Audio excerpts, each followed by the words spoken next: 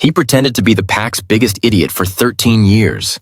But when a reporter destroyed his mate's reputation, she had no idea she was walking into a trap set by a genius who'd been waiting his entire life for revenge. And revenge, it turns out, tastes like justice. Jeff Scholar is the alpha king who commands an empire through whispered intelligence. Yet the world sees only a fool, and that's exactly how he engineered it. Every calculated laugh, every accidental blunder, every moment they underestimated him was a move 13 years in the making. The parking lot stretched beneath a bruised October sky, wind carrying the metallic scent of rain. Nancy Gray gripped her phone like a weapon, watching the footage she'd captured one final time. On screen, Aurora, the Alpha King's mate, caught mid-sentence during an underground pack meeting, her voice trembling as she discussed financial misappropriation and systematic abuse of pack resources. Nancy's pulse quickened. This was the story that would define her career, the exposé that would prove she was more than just another supernatural correspondent. She was an investigator, a crusader for truth. She had no idea she was about to become an instrument of vengeance. 3 blocks away, in the floor-to-ceiling penthouse that overlooked the city like a predator surveying prey, Jeff Scholar sat in darkness with a glass of amber liquid he didn't taste. On his desk lay a single printed article, the headline circled in red. The photo showed Aurora mid-speech, her expression twisted in a way that suggested guilt. Though Nancy had cropped out the context, the truth, the entire conversation surrounding that single sentence. Jeff had read the piece twice, once with cold calculation, once with rage that threatened to crack the glass he held. Interesting, he murmured to himself, a low rumble that sounded almost stupid, almost drunk. Very interesting indeed. His beta, Marcus, would have recognized the tone for what it was, the sound of a trap being constructed. But Marcus wasn't in the room. No one was. Jeff had learned over 13 years of meticulous planning that the best strategies were the ones executed in solitude. He reached for his phone and opened a news aggregator. Nancy Gray's byline appeared 17 times in the past month alone. Ambitious, hungry, dangerous in the way that ambitious, hungry people always are, because they don't think. They chase the story without considering what stories chase back.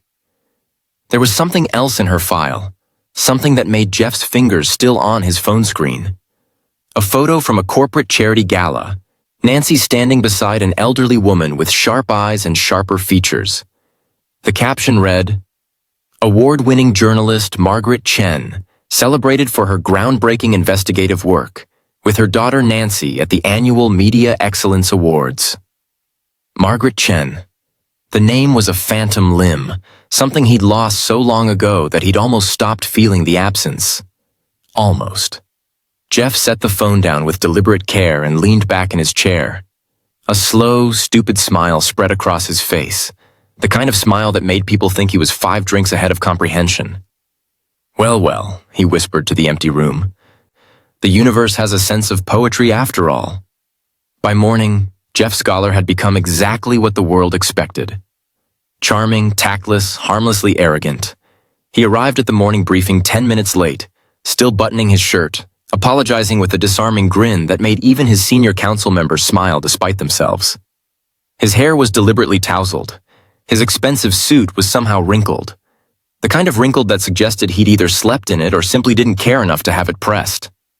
"Gentlemen," he announced, tossing his leather jacket over the back of a chair as if it were worth $40 instead of $4,000. "Tell me some bad news and make it interesting. I'm bored." Marcus exchanged a glance with Elena, the pack's strategic advisor. They'd worked with Jeff for years, and they still couldn't quite figure out if he was genuinely this reckless or if there was method in the madness. Most days, they assumed it was the former. "The reporter Nancy Gray has requested an interview," Elena began carefully. "She's aggressive, ambitious, and she's already damaged Aurora's reputation with her recent article." Jeff waved a dismissive hand, his attention apparently fixed on his phone as he scrolled through social media. "Tell her yes, interview me, whatever she wants. I'm excellent interview material, excellent." He laughed, a warm, genuine sound that revealed nothing. "People love talking to me, I'm a funny guy." "Sir, that might not be strategic given..." Strategy is boring, Jeff interrupted, still not looking up. Let's do the opposite of strategy. Let's be spontaneous. Let's be foolish. What Marcus and Elena didn't see, what no one ever saw, was the mathematical precision behind Jeff's casual demeanor. Every word was weighted. Every decision was a calculated move several steps ahead. The parking lot image burned in his memory. Nancy Gray standing in the shadows, her posture tense with the satisfaction of a hunter who'd successfully trapped something dangerous. What she didn't realize was that she'd walked directly into the cage of a predator far more dangerous than anything she'd ever hunted. Aurora found him that evening in the training grounds, where she'd expected to find the fool she'd married laughing with his guards, sparring carelessly. Instead, she found him standing perfectly still, watching the horizon like a man reading the future in clouds. "They're calling me a thief," she said quietly. Jeff turned to her, and for just a moment, barely perceptible like a shadow crossing a wall, something ancient and dangerous flickered across his face. Then it was gone, replaced by the familiar mask of easy charm. "Are you?" he asked. "No." Her voice cracked. "Jeff, I would never... I would never..." He pulled her close, and his embrace was gentle in a way that broke something in her chest. Because she could feel, beneath the looseness of his body and the casual way he held her, something solid as granite, something immovable. "I know," he said softly. "I've always known." What she didn't know, what no one knew, was that Jeff had already read Nancy Gray's entire journalistic history. He'd studied her methods, her sources, her patterns of manipulation. He'd found the threads that connected her to his past. And now, standing in the fading light with his devastated mate in his arms, Jeff Scholar made a decision that would reshape everything. He would let Nancy Gray believe she was hunting a fool, while he hunted the truth she'd been paid to bury. The game was about to begin. And he'd already won it before she realized the pieces were in motion. But to understand why Jeff Scholar could orchestrate such perfect revenge, you had to understand what revenge was born from. You had to go back 13 years, to a night when fire consumed more than buildings. You had to meet the boy he'd been before he learned that the most dangerous weapon in the world isn't fang or claw. It's the truth weaponized by lies. Welcome back, my amazing family and friends. Are you ready to get lost in today's story? Then click subscribe and share where you're watching from in the comments below. I've got another unforgettable story dropping tomorrow. Trust me, you'll want to be here for it. Tap that subscribe button and claim your bonus using the link in the pinned comment. The university library was closing. Jeff Scholar could tell by the way the fluorescent lights hummed a different frequency. That pre-shutdown energy that made the empty study halls feel like tombs. He was 16, spread across a massive oak table with documents his father had asked him to review. Nothing serious, just fire safety protocols for the next departmental review. Captain Thomas Scholar had never asked his son for help before, but something about the spreadsheets had him worried. "Double-check my math," his father had said that morning, ruffling Jeff's hair in that absent way fathers do when they're distracted. "Your brain's sharper than mine. Humor your old man." Jeff had smiled and taken the files. He always did whatever his father asked. The phone call came at 11:47 p.m. His mother's voice was fractured. That was the first thing he noticed, not the words themselves, but the way they shattered against his ear like glass hitting stone. "Your father, there's been an accident. A fire. The news is saying, they're saying he..." Jeff stopped listening to accident. His hands had already gone cold. The next 72 hours existed in his memory as a blur of red and blue and the acrid smell of burning concrete. News helicopters circled the fire captain's home like carrion birds. Fire Captain Thomas Scholar's face appeared on every screen. But not the way a hero should appear. His photograph was accompanied by words like negligence, falsified reports, multiple casualties, scandal. And always, always, the face of the journalist delivering those words. Margaret Chen, her voice carrying the weight of absolute certainty as she reported that Captain Scholar had systematically falsified safety inspections at the Kellerman Industrial Complex. 13 workers lost their lives, she said into her microphone, her eyes sharp as a predator's. And it appears their deaths were preventable. Captain Scholar's negligence was not accidental. It was systematic, methodical, criminal. The evidence was damning. Photos of forged documents, testimony from anonymous sources. A narrative so perfectly constructed that the truth didn't stand a chance against it.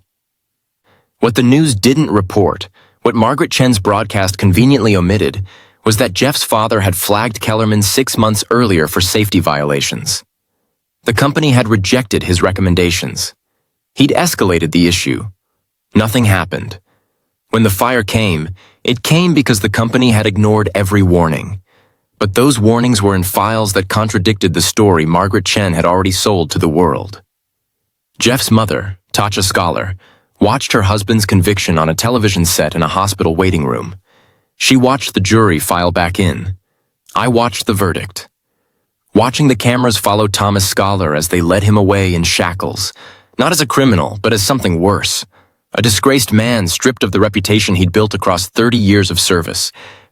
The pack turned on him like wolves sensing weakness.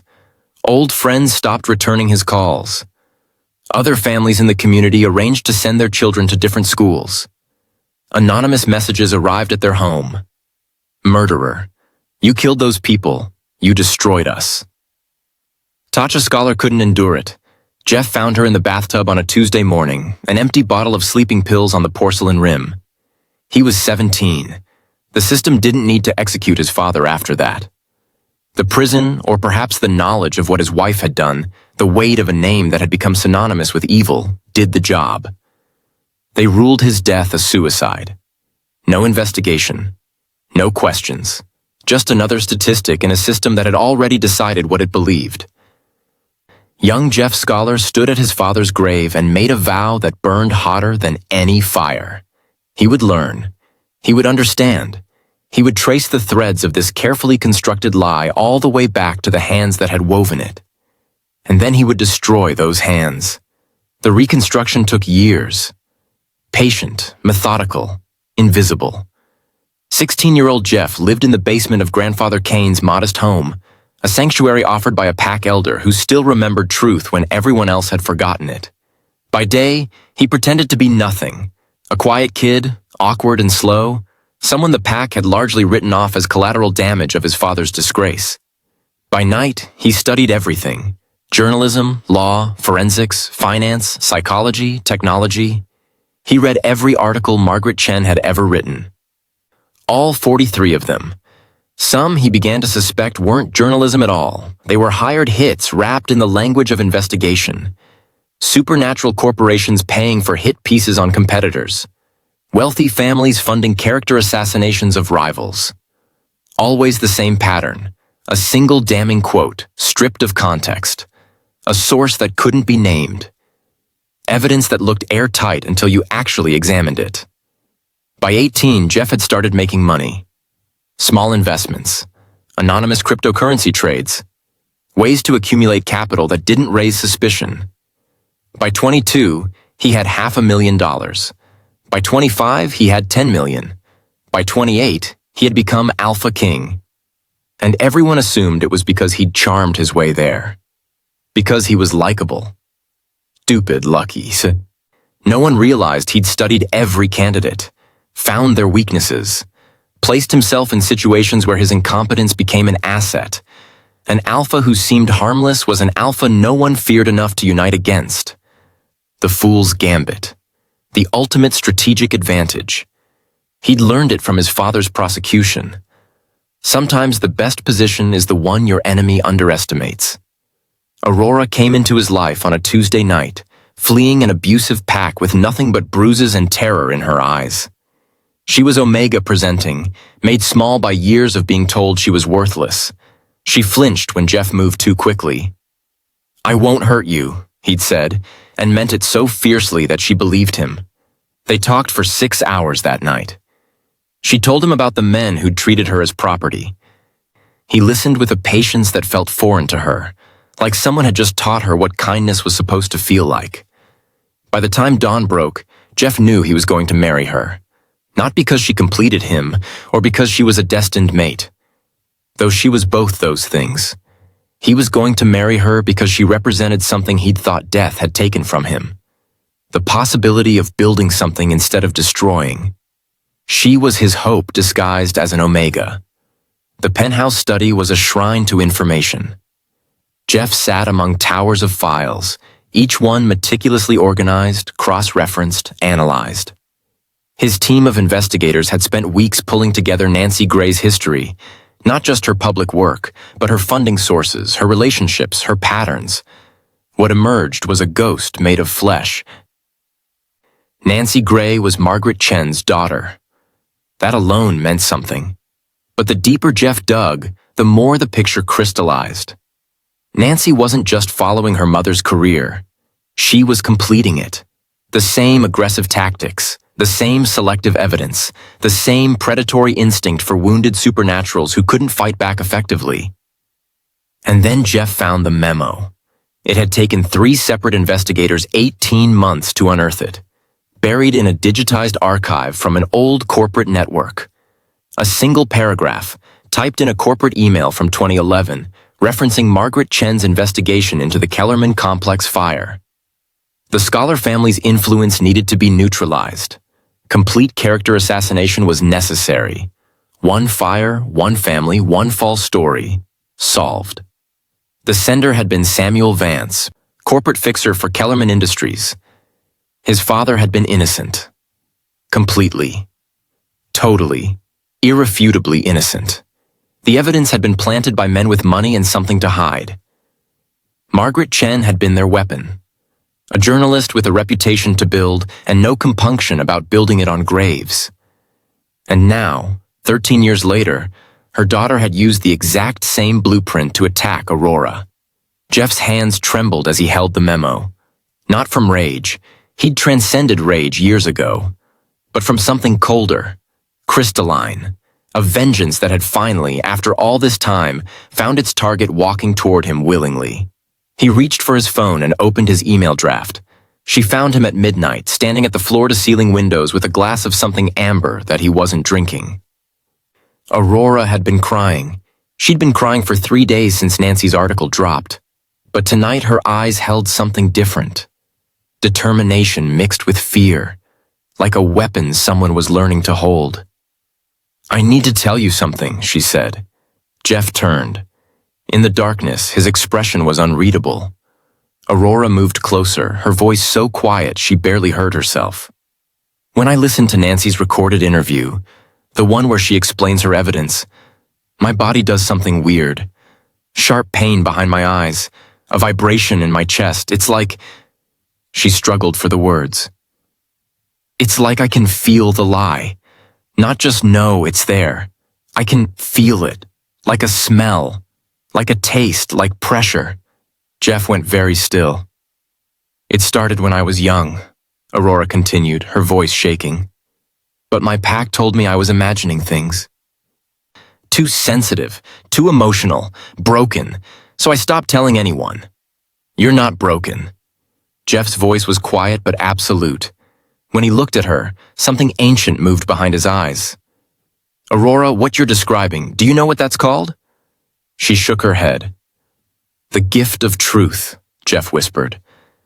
"There are maybe 5 people alive who have it. It's not a myth. You can sense deception at a fundamental level. Your nervous system is calibrated to detect inconsistency between words and reality." "I'm useless," Aurora said flatly. "I let one reporter destroy me. You're the most powerful person in this room." Jeff pulled her close, and his voice was fierce with certainty. "You can sense deception. Do you understand what that means? It means we can expose her. All of them. We can expose exactly what they are." For the first time since Nancy's article had shattered her world, Aurora felt something other than shame. She felt like a weapon. She felt like a partner in what was coming. She felt like she wasn't alone. Nancy Gray's email notification chimed at 3 a.m. She opened it in bed, half asleep, then suddenly very awake. From Jeff Scholar. "Ms. Gray, I'd love to do that interview. In fact, I insist on it. I think our conversation will be absolutely fascinating. Transparency is so important to me. I tell everyone everything. Should we schedule it for next week? I have nothing but time, and I love talking about myself, especially to journalists, especially to you. JS. She called her editor before sunrise. He said yes? Her editor's voice carried disbelief. The Alpha King actually agreed? Not just agreed, Nancy said, reading the email again. Her pulse quickened. He seems eager. He said he loves talking to journalists. He said he has nothing but time. What Nancy didn't know, what she couldn't possibly know, was that Jeff had spent 6 hours analyzing every article she'd published. Every distortion, every calculated omission, every vulnerable supernatural she'd destroyed using the exact same playbook her mother had refined to an art form. She thought she was hunting a fool. She didn't realize she was walking toward a trap constructed over 13 years. Brick by brick, lie by lie. Each one of her articles is another step closer to the moment when everything she believed about herself would collapse. Jeff Scholar closed his laptop and looked out at the city sprawling beneath him. In the distance, dawn was breaking, gray and cold and inevitable. "Come on then, Ms. Gray," he whispered to the darkness. "Let's talk about the truth." The cafe was called Meridian, an irony Jeff found delicious. Nancy had chosen it. She thought she'd chosen the battlefield. What she didn't know was that Jeff had owned the building for 3 years through a series of shell corporations. Her camera operator was positioned precisely where Jeff's security team had suggested. The lighting was optimal for making Jeff appear sympathetic and vulnerable. The angle made Nancy look calculated and cold. Everything was exactly where it needed to be. Nancy arrived at 9:47 a.m., 14 minutes early, the way hunters always do. She was composed, professional, dressed in tailored black that suggested both authority and approachability. Her camera operator, a thin man named Derek with nervous fingers, was already setting up equipment in the corner booth she'd reserved. Jeff arrived at 10:02 a.m., apologizing profusely. "I'm so sorry," he said, genuinely breathless. His shirt genuinely stained with coffee he'd genuinely spilled on himself 40 minutes ago. "I got lost. Which is stupid because I live like 2 blocks from here. I got distracted by a text message and somehow ended up 3 blocks in the wrong direction. My beta Marcus says I have a navigation disorder." He laughed at himself. The kind of laugh that made people feel comfortable. Safe. Like this fool couldn't possibly be dangerous. Nancy gestured to the chair across from her. "No problem at all. Thank you for making time for this." "Of course," Jeff said, sitting and immediately knocking over the napkin dispenser with his elbow. He scrambled to pick it up, embarrassed. "God, I'm a disaster today. Sorry. Let's start fresh. You want to talk about Aurora?" Nancy opened her recorder, set it on the table, and began her first prepared question with the precision of a surgeon making an incision. "Mr. Scholar, your mate, Aurora, has been implicated in financial misappropriation totaling approximately $340,000 from PAC reserves. According to multiple sources, she systematically redirected funds meant for community welfare programs into private accounts. How do you respond to these allegations?" The question was constructed perfectly. It was specific. It contained multiple sources. It assumed guilt through its framing. It was the kind of question that made innocent people nervous and guilty people defensive. Jeff laughed, warm and genuine and utterly unbothered. "I don't really understand finances very well, to be honest. Numbers make my head hurt. Aurora handles all that stuff because she's incredibly smart. Way smarter than Mitza. Literally any financial decision we've made as a pack goes through her. She reviews everything 3 times before she approves anything." He leaned back in his chair, a motion that seemed relaxed but angled him perfectly for the camera. "That's actually why I married her. Not just because she's beautiful, though she is, but because she's the most competent person I know. I'd be lost without her." It was the answer of a fool. It was also strategically perfect because it shifted the narrative from corruption to competence. It made Aurora look trustworthy. It removed Jeff from culpability. And it was technically true. He did trust her completely, which made the answer authentic enough to pass any scrutiny. Nancy adjusted her angle. "But don't you have a responsibility to oversee PAC finances? Isn't that part of being Alpha King?" Oh, I oversee things, Jeff said, his expression brightening as if Nancy had just asked him something he genuinely wanted to discuss.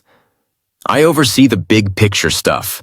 Strategic direction, making sure everyone's fed, everyone's safe, everyone's happy. The details are too boring for me.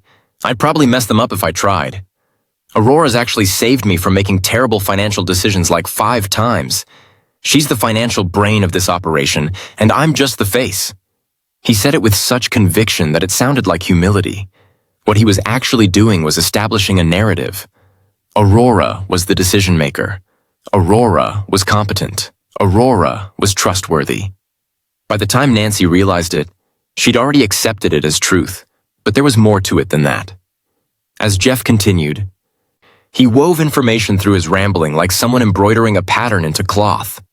He mentioned Aurora's recent charitable work, verifiable and documented. He referenced the PAC's transparent accounting system, open to audit. He casually dropped the names of 5 different people who could verify Aurora's integrity and financial acumen. He wasn't defending. He was building a counter-narrative so subtle that Nancy wouldn't realize she was drowning in it until it was too late. I think, Jeff said, tilting his head thoughtfully, that maybe someone wanted you to think Aurora was corrupt. And I think you might be too good a journalist to not figure out why. Nancy's pen stopped moving. From a corner table, partially obscured by a newspaper she wasn't reading, Aurora watched. She'd trained herself over the past 72 hours to recognize the sensation of deception. It came in layers, different textures, different tastes. She could feel the difference between a deliberate lie and a half-truth, between conviction and performance. Now, watching Nancy ask her questions, Aurora focused on something deeper than words. She focused on the energy beneath them. What she felt was complex and contradictory. Nancy wasn't entirely lying, but she wasn't entirely truthful either. There was a core of real belief in the accusations. Nancy genuinely thought some of them were true, but there was also something else underneath. Pressure, doubt, conflict so thick Aurora could almost taste it. It tasted like manufactured outrage mixed with genuine uncertainty. Like someone had told Nancy a story and she'd believed it, but part of her, some instinctive part, knew something was wrong. She was like a musician playing the right notes, but hearing something off in the harmony. Aurora closed her eyes and focused deeper, pushing past the surface deceptions. What she found made her breath catch. Nancy was scared. Not Jeff. Not being discovered. Nancy was scared of what discovering the truth would cost her. She was scared of admitting she'd been used. She was scared of losing the story that was going to make her career.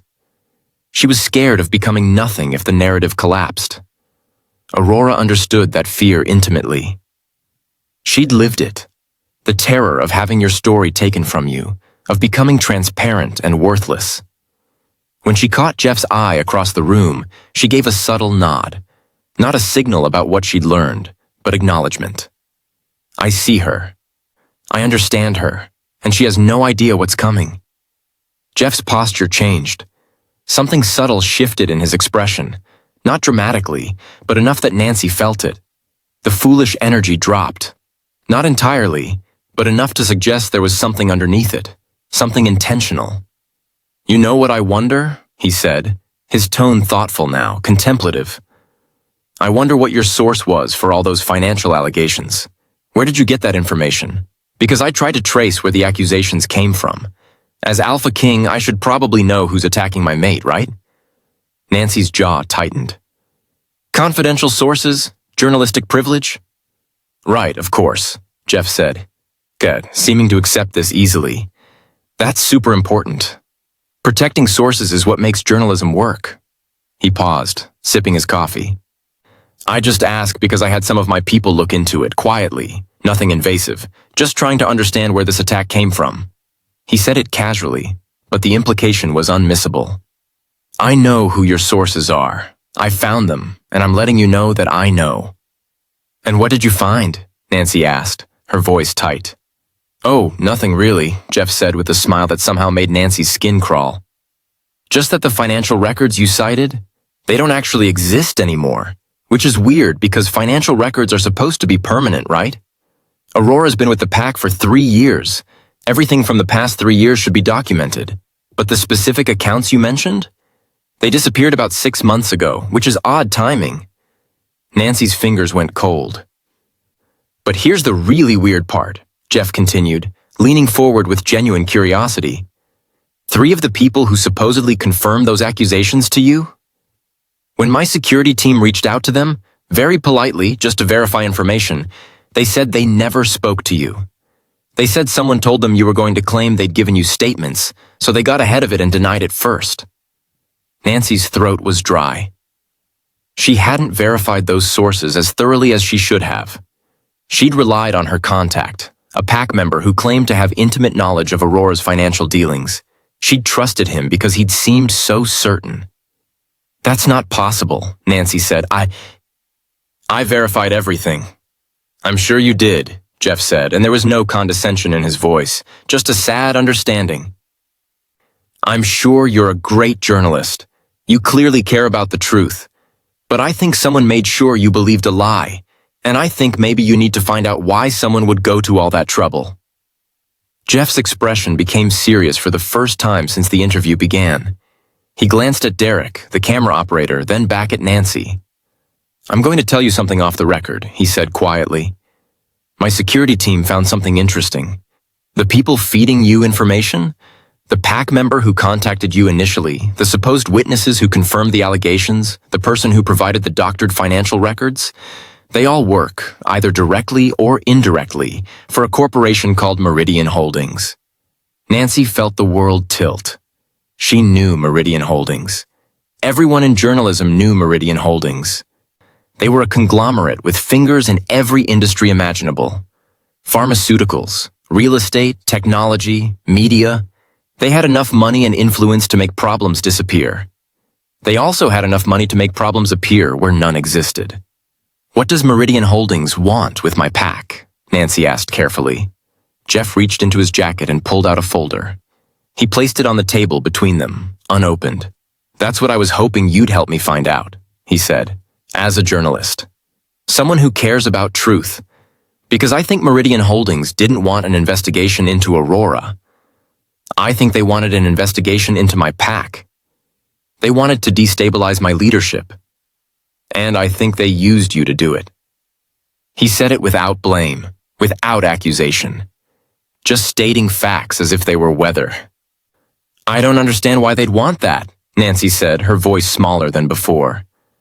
Maybe look into what I was doing right before Aurora got framed, Jeff suggested gently. Maybe look into what business deals I was blocking, what corporate interests I was standing in the way of. You're a great investigator, Nancy. Don't let other people's agendas become your own. As Nancy packed up her equipment with shaking hands, Derek disconnected the camera with mechanical efficiency. Neither of them spoke. They didn't need to. Something had shifted in the energy of the room. Nancy wasn't sure anymore what story she was chasing. Before she left, Jeff handed her another file.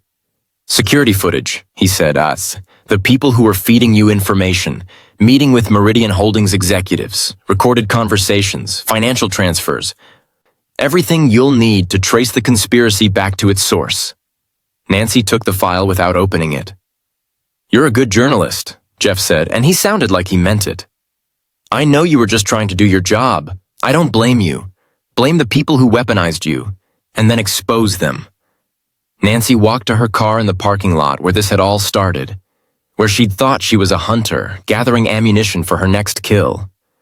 But as she sat in her vehicle with the folders on her lap, she realized something that made her stomach turn cold. She wasn't the hunter. She never had been. From the coffee shop window, Jeff watched Nancy's car pull away, taillights disappearing into traffic. Aurora appeared beside him, taking his hand.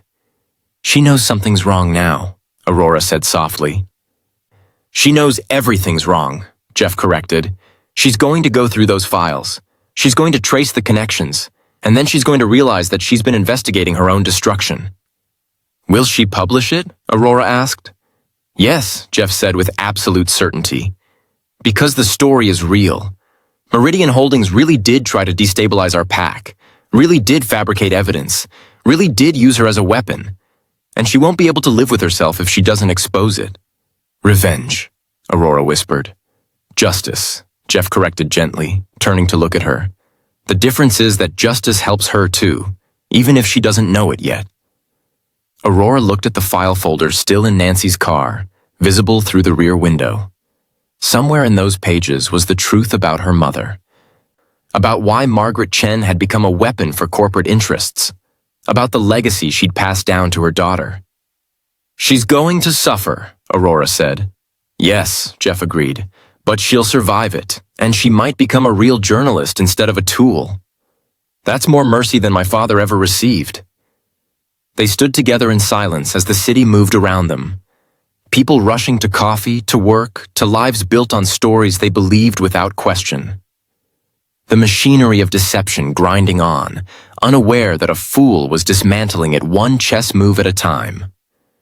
Jeff smiled, and for just a moment, the mask slipped. For just a moment, something ancient and dangerous flickered behind his eyes. Then it was gone, and he was just the charming fool again, apologizing for something he hadn't done, ready for the next move in a game only he fully understood. The trap was sprung. The hunter was about to discover she'd been hunted all along. And the fool was exactly who he'd always wanted to be. The apartment was a war room of paper and screens and the accumulating detritus of someone fighting against sleep itself. Nancy hadn't left her space in 72 hours. The file Jeff had given her contained security footage, transaction records, internal corporate memos, and financial transfers that formed a pattern so systematic, so deliberate, that it felt less like a conspiracy and more like standard business practice.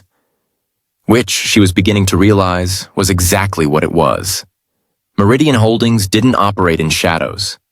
They operated in plain sight, with lawyers and accountants and a veneer of legitimacy so perfect that no one questioned what was actually happening. What was actually happening? They'd spent 40 years systematically targeting supernatural communities. The pattern was consistent across decades. Identify a powerful being, pack leader, council member, influential figure, and make a calculation. Could they be bought? If yes, buy them. If no, destroy them. Those who wouldn't cooperate received special attention. Meridian would identify sympathetic journalists, provide them with carefully curated information, sometimes truth, more often a blend of truth and fabrication so expertly mixed that even the journalist couldn't separate them. Then watch as the story was published, the reputation was shattered, the power was dismantled. Nancy recognized her own byline in these case studies. 17 times, her articles appeared in Meridian's internal documentation with notes like, excellent execution, subject completely neutralized, community destabilized as planned. She wasn't a journalist. She was a weapon that had been convinced she was a sword. The realization sat in her chest like something poisonous, something that was slowly spreading through her bloodstream, changing her from the inside out. On the fourth day, Nancy made a decision that felt like stepping off a cliff. She decided to investigate her mother. Margaret Chen had been celebrated as a groundbreaking investigative journalist, fearless, tireless, committed to exposing corruption and protecting the vulnerable. That was the official story. The one Nancy had grown up believing. The one that had inspired her to follow the same path. But when Nancy pulled the actual threads, old articles, early career work, obscure publications that Margaret had written for in her 20s, a different pattern emerged. Margaret's early work exactly matched the methodology of Meridian's documented takedowns. The same selective evidence, the same manufactured scandal, the same precision in targeting individuals who posed obstacles to corporate interests. Nancy found the memo at 3 a.m. on a night when the city outside her window had gone completely still. It was dated 16 years ago, before the Scholar family fire. Margaret Chen has proven extremely effective at identifying and eliminating PAC threats. Her coverage of Captain Scholar's alleged negligence will remove a significant obstacle to our Northern Territory expansion plans. Payment for this assignment? $500,000 to be deposited in her consulting account. The number was clinical. $500,000 to destroy a family. $500,000 to plant evidence, fabricate testimony, weaponize a single moment of tragedy into a narrative of negligence. Nancy's hands shook as she read. Her mother didn't make a journalistic mistake. Her mother wasn't duped by a clever source. Her mother was paid, directly, explicitly, by corporate interests, to destroy the Scholar family. She was executing a contract. Nancy had inherited her career from a woman who had been a corporate assassin dressed in the language of truth-seeking. Margaret Chen's grave was exactly as Nancy remembered it. Understated, dignified, with fresh flowers that indicated someone visited regularly. Not Nancy. Nancy hadn't visited her mother's grave since the funeral 5 years ago, but someone maintained it. Someone cared enough to keep her memory tended. Nancy placed new flowers beside the old ones and sat on the ground like a penitent. "Did you know?" she asked the stone. "When you were destroying them, when you were lying, when you were building your career on graves, did you know it was wrong?" "She did." Nancy spun to find an elderly woman standing among the headstones, silhouetted against the afternoon light. It took Nancy several seconds to place her. The woman was frail now, aged by time and something heavier than time, but the eyes were recognizable from old photographs Nancy had found in archived news coverage. Franca Kane, grandmother to Jeff Scholar, raised him after his family's destruction. "I'm sorry," Nancy said instinctively. "I didn't know. My mother, she never told me. She didn't tell you because she wasn't brave enough," Franca said quietly, moving closer. "Not at the end. At the end, she was ashamed." Franca sat down beside Nancy on the cold stone, and for a long moment, neither of them spoke. "3 days before your mother died," Franca finally said, "she came to see me. She said she'd been having chest pains, that she didn't think she'd live much longer. She wanted to confess. She wanted to tell you what she'd done. She wanted to beg your father to protect you from becoming what she'd become." "Why didn't she?" Nancy whispered. "Because Meridian Holdings has long memories and efficient security," Franca said. "Your mother tried to recant. She drafted statements to be published in 3 major newspapers. She was going to tell the truth about the Scholar family, about the fire, about her own complicity. The statements never reached the papers.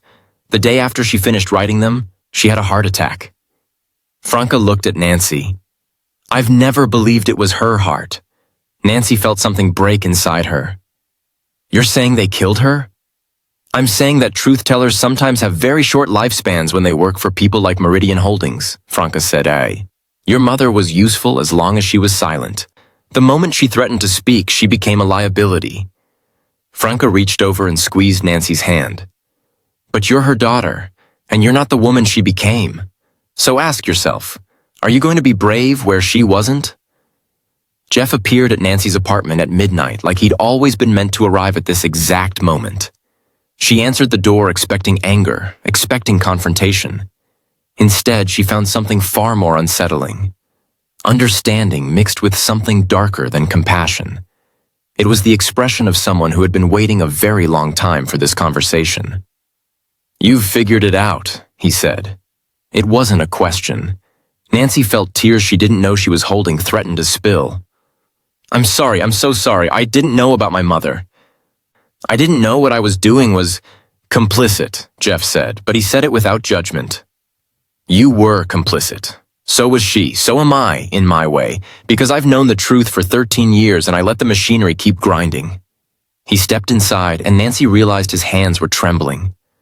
For the first time, the mask of charming foolishness was completely absent. What remained was something that had been carved from grief and precision, and a rage that had been so carefully controlled for so long that it had become almost serene. I read your mother's confession, Jeff said quietly. The one she tried to send out. Grandfather Kane kept it. He gave it to me when I was old enough to understand what it meant. Nancy stared at him. How did you know about that? Because I've been investigating Meridian Holdings for 11 years, Jeff said, and his voice was steady in a way that made Nancy's skin crawl. Since the moment Grandfather Kane found my mother's suicide note. The one that wasn't actually a suicide note, but a goodbye letter because she couldn't live with what she'd done and what had been done to us. Since I realized that the fire wasn't an accident, that my family's destruction wasn't a tragedy, it was an execution. He pulled out a folder, not the one he'd given her before, but something deeper, older, more comprehensive. Inside were documents spanning decades, photographs of burn scenes, court records, intercepted communications, financial trails leading back to Meridian, evidence layered upon evidence, each piece connected to the others like a web that had taken years to map. "Your mother was a victim too," Jeff said, and there was genuine sadness in his voice. She was young, ambitious, and they identified that. They saw someone talented enough to hurt people and young enough to not fully understand the cost. They used her. They made her complicit in her own corruption. And when she tried to undo it, when she tried to confess, they made sure she couldn't. "But she's dead," Nancy said, Basad, the words hollow and useless. "Yes," Jeff confirmed. "She is, which is why the world needs you to finish what she started." Jeff spent the next 6 hours laying out the architecture of corporate cruelty that had been built over 40 years. 47 families were destroyed. 47 pack lines interrupted or diverted. 47 supernatural communities destabilized so that Meridian Holdings could swoop in with acquisitions, resource deals, and property agreements that would have been impossible in stable communities. The Scholar family was case study number 9. Not special, not unique. Just one file among dozens in an operation so systematic it had become invisible through sheer scale. "The fire happened on a Tuesday," Jeff said, his voice clinical now. The tone of someone reciting facts he'd memorized long ago. "My father was investigating corporate negligence at one of Meridian's facilities. He was going to testify to a regulatory board. Meridian couldn't allow that, so they burned down a warehouse owned by a competitor, made sure my father's name came up in the investigation, then fed your mother evidence, some real, mostly fabricated, and watched her build the narrative that destroyed him." He turned to face Nancy directly, and in his eyes was something ancient and patient and absolutely immovable. "I've spent 13 years building a case against them. I became the fool because the fool can move unobserved. The fool can access information. The fool can make strategic moves that a genius would never be permitted to make. While they underestimated me, I built a network. Aurora discovered her ability to sense deception. Others like her came forward. We have everything we need." He paused, letting the weight of it settle on Nancy. "Except one thing," he continued. "We need a journalist. We need someone with your mother's original integrity before she was corrupted. We need you." Nancy understood then what had happened. Jeff hadn't simply been defending himself or his mate.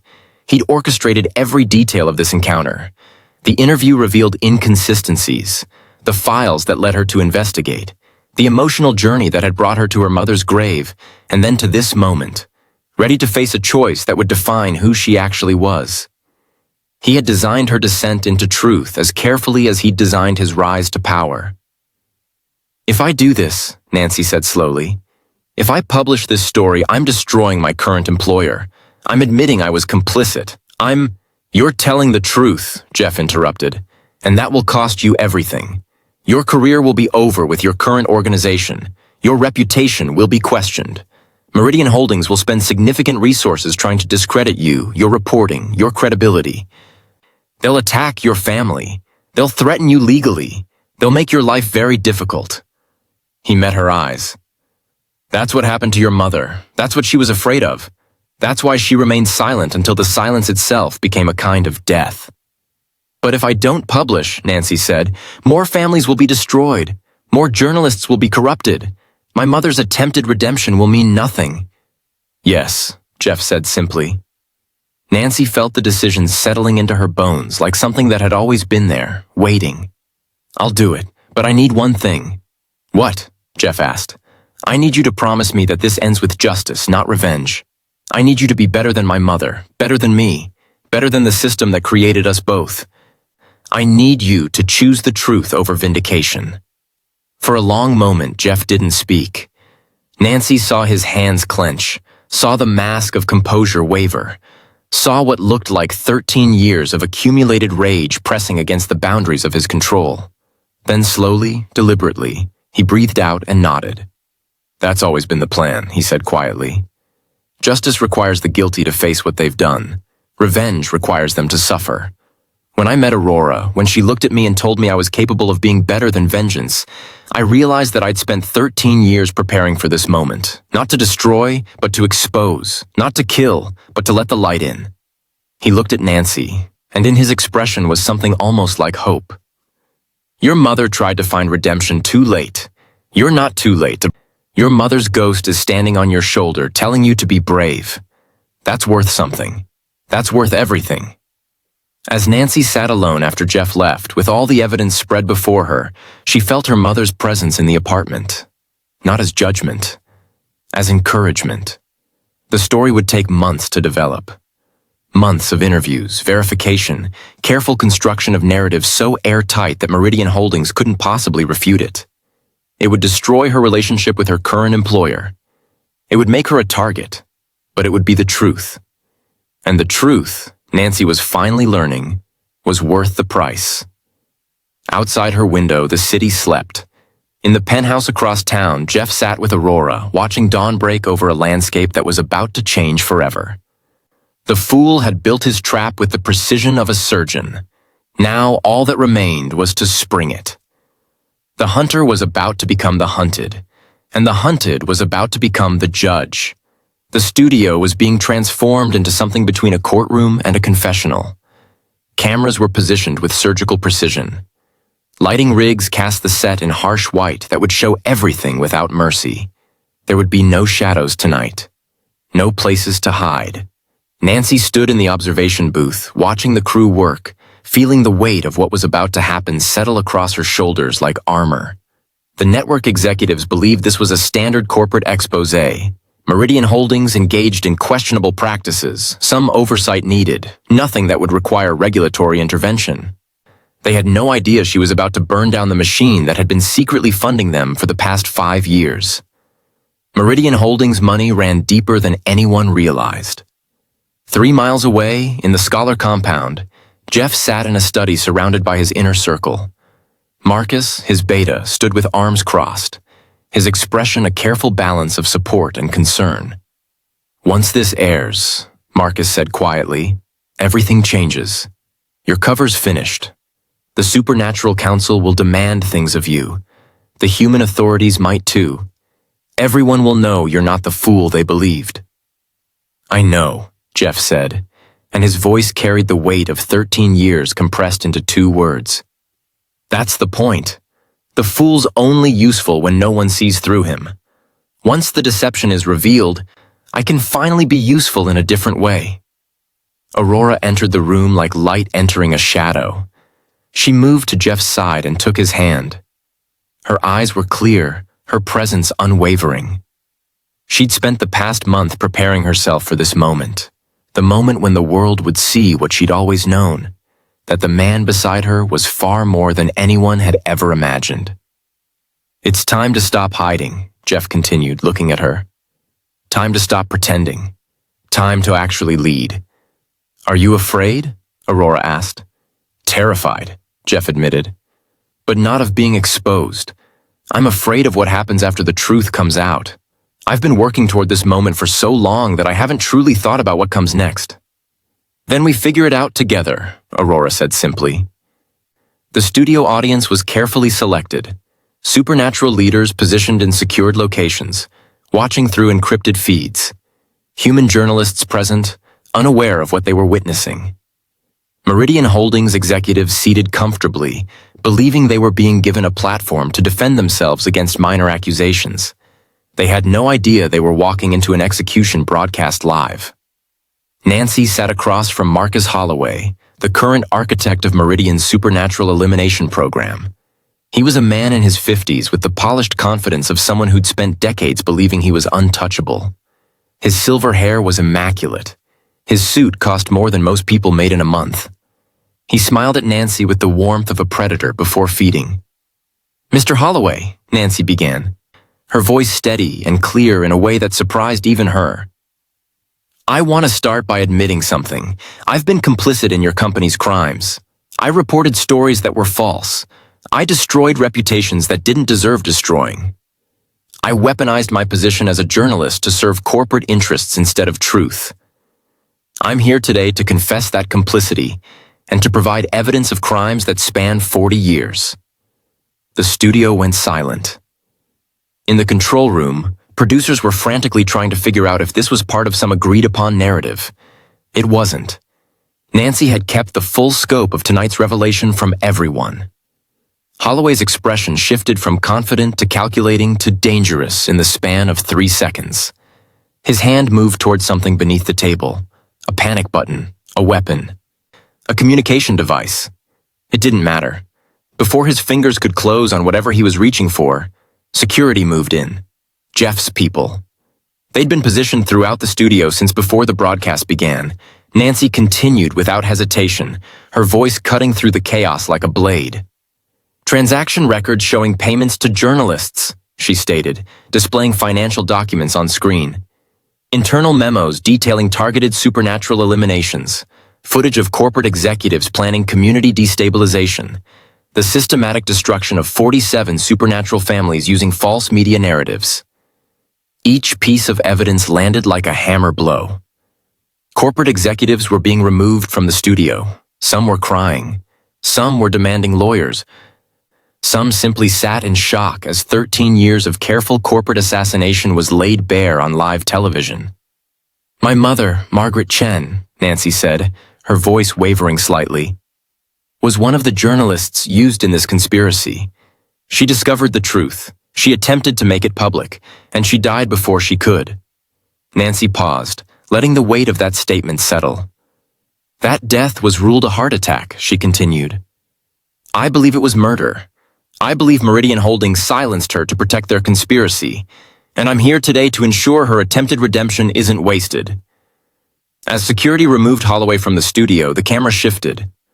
A new figure appeared on screen, and the supernatural world collectively held its breath. Alpha King Jeff Scholar. Except he wasn't the fool anymore. His posture was different. His expression was different. The charming incompetence had been shed like a snakeskin. What remained was something harder, sharper, more dangerous than anyone had imagined. My name is Jeff Scholar, he said, and his voice carried authority that hadn't been there before, or rather, had always been there, carefully hidden beneath layers of deliberate ignorance. 13 years ago, my family was destroyed. A fire at a facility we'd never worked at, accusations we didn't deserve, evidence that was fabricated. My father was imprisoned. My mother took her own life. I was 17. He looked directly at the camera. I could have destroyed Meridian Holdings through violence. I could have hunted the people responsible. I could have used my position as Alpha King to wage war. Instead, I chose something harder. I chose to expose them, to let truth be the weapon.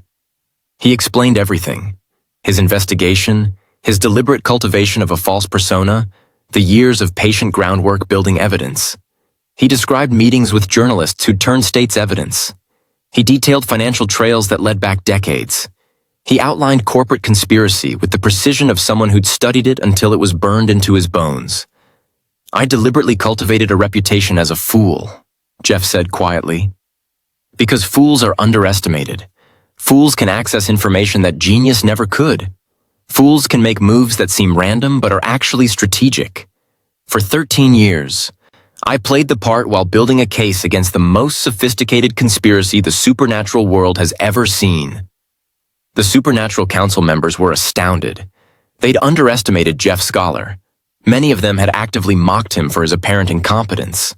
Now they were realizing they'd been watching genius operate beneath the mask of foolishness. I'm not perfect, Jeff continued. I killed people. I used deception. I manipulated situations. But I did these things in service of a larger truth, in service of stopping a conspiracy that was destroying innocent families. That matters, he paused, and I'm willing to face consequences for my methods.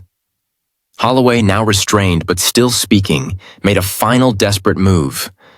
His voice cut through the studio's carefully controlled silence like a knife. You think you've won? He shouted at Jeff. "I have insurance. I have files. 13 suspicious deaths connected to your pack. Murders that never made it to official investigation. Evidence that will make you look as corrupt as we are." The studio froze. This was the moment. This was where Jeff could retreat, could claim the files were fabrications, could hide beneath layers of legal complexity and plausible deniability. This was where the fool could disappear and never be seen again. Instead, Jeff stood up. "Release it," he said quietly. "What?" Holloway looked shocked, as if the prey had suddenly turned and chosen to fight openly. "Release every file you have," Jeff repeated, his voice louder now, carrying through the studio and through the broadcast to millions of screens. "The murders I ordered, the people I killed in pursuit of corporate conspiracy evidence, the deceptions I perpetrated, all of it, public record. Let the courts decide if my actions were justified. Let the people decide if the ends justified the means. I'm not going to hide anymore." He turned to Nancy. "That's what real integrity looks like. Not hiding the cost of your actions, accepting responsibility for them, even when it destroys you." The studio lights seemed to intensify as Aurora stepped forward. She moved with the grace of someone who'd finally stopped apologizing for existing.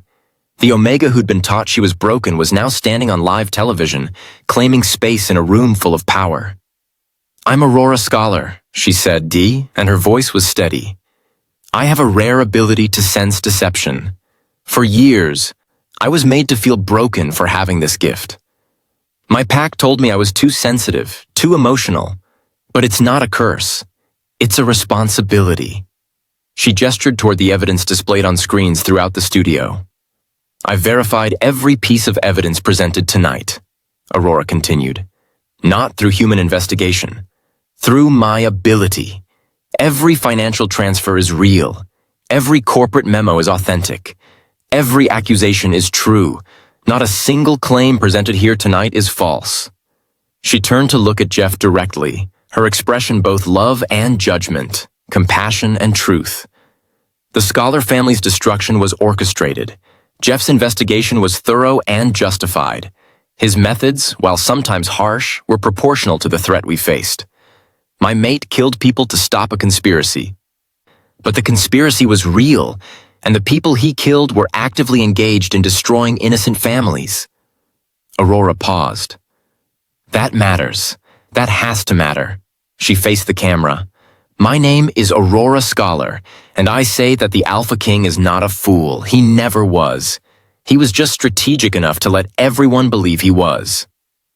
In the weeks that followed, as Meridian Holdings crumbled under investigation, as executives were arrested and assets were seized, something shifted in the supernatural world's understanding of power. The Alpha King was no longer a joke.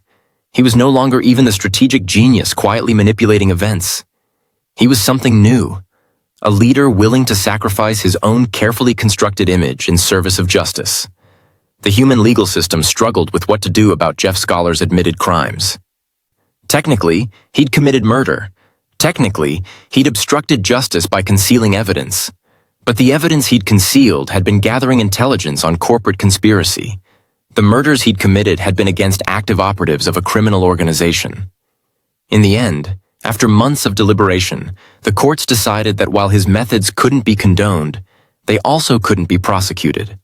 The legal system would look the other way, not out of kindness, but out of recognition that sometimes justice operates in spaces the law doesn't quite reach. Nancy, however, faced her own reckoning. She was sued by Meridian Holdings subsidiaries seeking damages. She was blacklisted from mainstream journalism.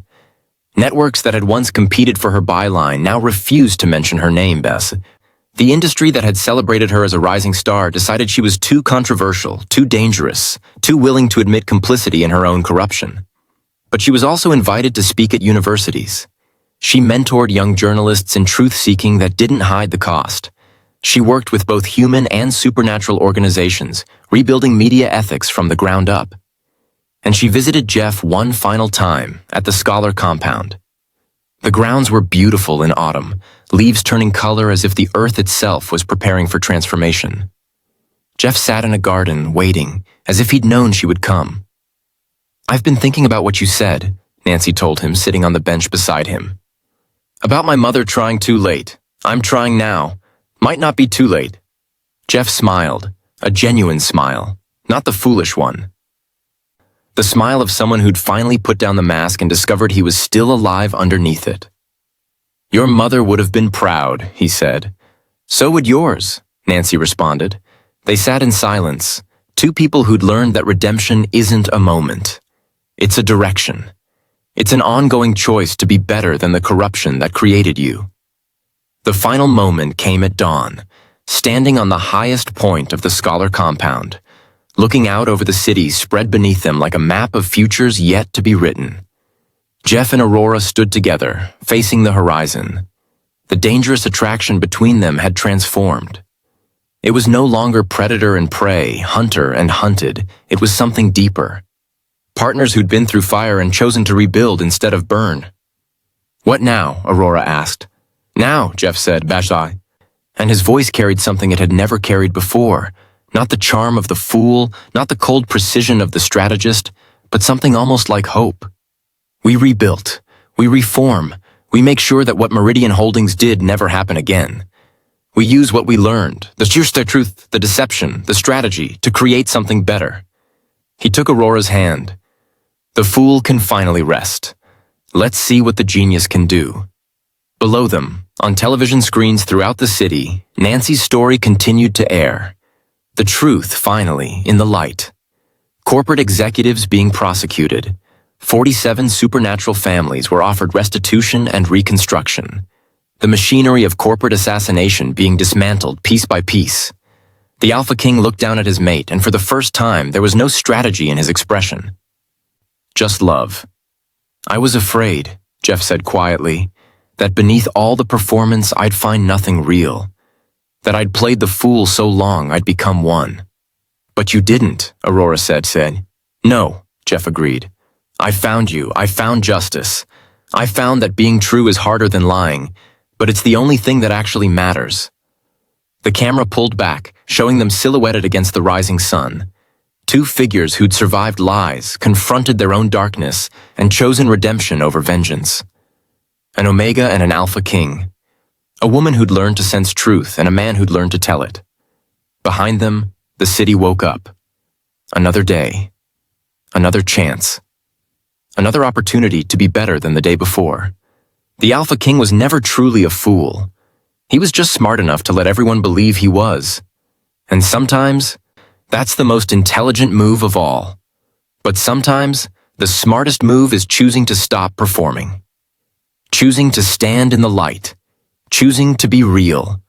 That choice, Jeff Scholar had finally learned, was what made him wise. Subscribe for daily werewolf romance stories with strong heroines, fated mates, and epic plot twists. Comment your favorite part of Aurora and Jeff's story, and don't forget to grab your bonus in the pinned comment.